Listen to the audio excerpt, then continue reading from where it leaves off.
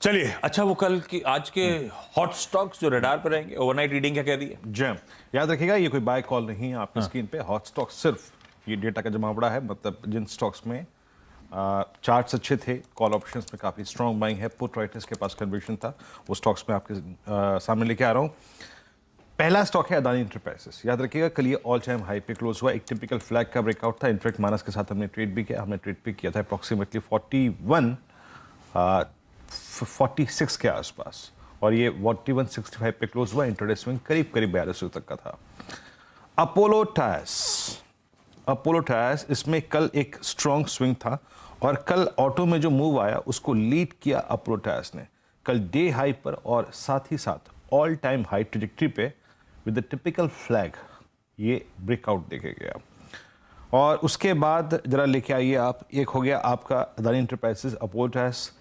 Cummins ने कल एक फिर पुल बैक दिया। इनफैक्ट कल क्लोजिंग का हमारा पहला स्टॉक यही था, और 1489 पे एक बार फिर से अपने सारे एवरेजेस को बाइसेक्ट करके ये क्लोज हुआ डे हाई की ट्रेजेक्टरी में। आईजीएल, मैं कल बात भी कर रहा था आपसे यूटिलिटीज़ के बारे में, और आईजीएल की प्लेसमेंट जो है वो बहुत ही स्ट्रॉन्ग है।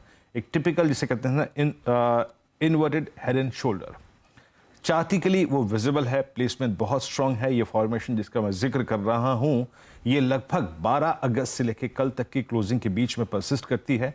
याद रखिएगा, इसमें एक क्रैक आया था जनवरी 2022 को, जब इसने वॉलेट किया था करीब करीब 440 के क्लस्टर को, लेकिन अब ये उस क्लस्टर को बाइसेक्ट करता हुआ।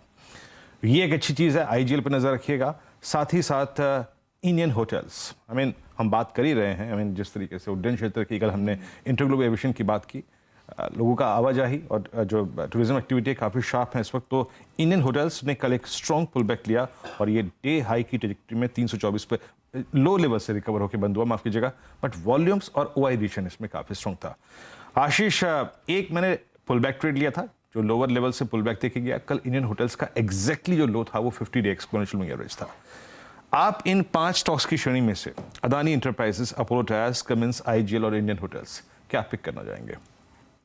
बिल्कुल, तो देखिए अडानी एंटरप्राइज तो एक बहुत ही बेहतरीन वॉल्यूम बेस्ड ब्रेकआउट है, और अच्छे कंसोलिडेशन के बाद करीब करीब 5 हफ्तों का कंसोलिडेशन हुआ, और फिर वॉल्यूम में जो अपटिक आई है वो क्लियरली इंडिकेट कर रहा है 4300 तक का मूव अडानी एंटरप्राइजेस में बन सकता है।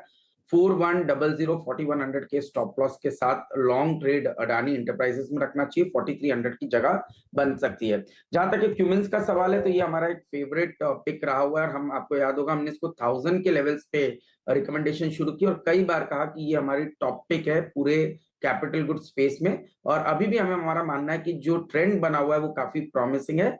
नेक्स्ट जो रैली क्यूमिंस में बन रही है वो करीब 1600 तक जाती हुई नजर आ रही है।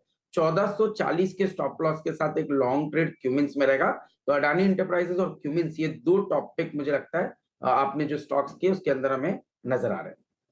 अदानी एंटरप्राइजेस, कमिंस, ये 2 स्टॉक्स जो पसंद आ रहे हैं चतुर्मोता साहब को। वैसे कल सेकेंड हाफ के हाइलाइट्स थी रिलायंस, टीसीएस, अदानी एंटरप्राइजेस, ये रडार पे भी था, बढ़िया तरीके से बातचीत हो गई।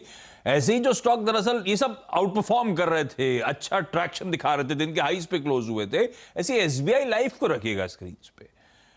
कल वो जाते आते दिन भर वैसे प्रेशर माउंट हुआ, और देखिए दिन के लोस पे जाके ऑलमोस्ट 3% के दबाव के साथ एसबीआई लाइफ बंद होता हुआ नजर आया। गाबा सर, देखा इसका चार्ट, ये ऑफलेट थोड़ा सा करेक्टिव मोड में जा रहा है। आशीष के एसबीआई थोड़ा करेक्टिव मोड में जा रहा है, थोड़ा अपर रीजन्स पे सेलिंग प्रेशर है। कल तो मेरे ख्याल से थोड़ा एक ज्यादा ही डिप हो गया, स्टॉप होना चाहिए करीब 1240 का टाइट है, इससे ज्यादा देना नहीं चाहिए। कब मार्केट टर्न हो गया तो कम से कम लॉस हो। 1240 का स्टॉप लगाकर चले तो पॉसिबल है कि करीब 1200 या 1210 देखने को मिल सकते हैं एसबीआई लाइन साइड पॉसिबल। बता दें कि मनी कंट्रोल पर दिए गए विचार एक्सपर्ट्स के अपने निजी विचार होते हैं। वेबसाइट या मैनेजमेंट इसके लिए उत्तरदायी नहीं है। यूजर्स को मनी कंट्रोल की सलाह है कि कोई भी निवेश निर्णय लेने से पहले सर्टिफाइड एक्सपर्ट की सलाह लें।